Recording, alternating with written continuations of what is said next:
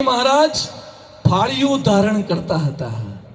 शास्त्री जी महाराज मस्तक ऊपर फाड़ियों बांधता था અને માથે ફાળિયું બાંધીને શાસ્ત્રીજી મહારાજ બેઠા હોય।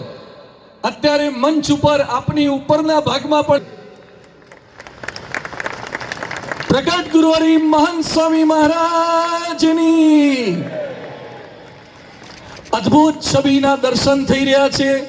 એ જ પ્રૌઢ પ્રતાપ બાપા શાસ્ત્રીજી મહારાજ વિક્રમ સંવત 2000 વર્ષમાં 1944 સાલમાં ગોંડલ ખાતે બિરાજમાન હતા।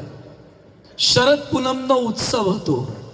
એમાં શ્રી હરિ યાગનું આયોજન કર્યું હતું અને એમાં રાત્રે 11 વાગ્યે શાસ્ત્રીજી મહારાજ એની અંદર પધાર્યા। ધૂન ચાલતી હતી, કાર્યક્રમો ચાલતા હતા। એમાં ભાઈલાલભાઈ કરીને એક હરિભક્ત દિલરૂબા વગાડતા હતા। દિલરૂબા એક સંગીતનું સાધન છે, પણ અઘરું સાધન છે। શાસ્ત્રીજી મહારાજે માંડ તો વગાડી હતી, પણ શાસ્ત્રીજી મહારાજે ભાઈલાલભાઈને કીધું કે આપો દિલરૂબા અમને। શાસ્ત્રીજી મહારાજે દિલરૂબા હાથમાં લીધું અને 2 કલાક સુધી દિલરૂબા વગાડ્યું હતું શાસ્ત્રીજી મહારાજે। આખું ગોંડલ સંતો ભક્તો ભાવ સમાધિમાં લીન થઈ ગયા હતા। પ્રમુખ સ્વામી મહારાજ અનેકવાર બોલ્યા છે કે શાસ્ત્રીજી મહારાજના ગમતા પ્રસંગોમાંથી મારો ગમતો એક પ્રસંગ મારા ગુરુ શાસ્ત્રીજી મહારાજે દિલરૂબા વગાડ્યું હતું ને એ હતો।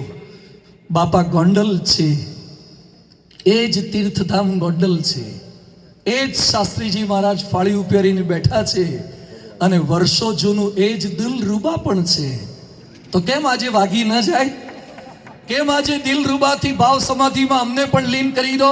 તો વિનંતી કરીએ છીએ અમૃત કીર્તન સ્વામીને, બાપા સમક્ષ શાસ્ત્રીજી મહારાજનું પ્રસાદીનું એ દિલરૂબા લઈને આવશે। અમને બાપાએ યાદગાર અને ઐતિહાસિક સ્મૃતિ આપો। આપના કર્મમાં દિલરૂબા ગ્રહણ કરી બાપા એવા સૂર છેડો કે અમારા હૃદયમાંથી કામ ક્રોધાદિક અસુર બધા નીકળી જાય। બાપા આપના સૂર છેડ્યા વગર અમે ક્યારે અસુરોને પરાસ્ત નહીં કરી શકીએ। પ્રાર્થના કરીએ સ્વામી શ્રી દિલરૂબા વગાડી આપણને અલૌકિક સ્મૃતિ આપશે।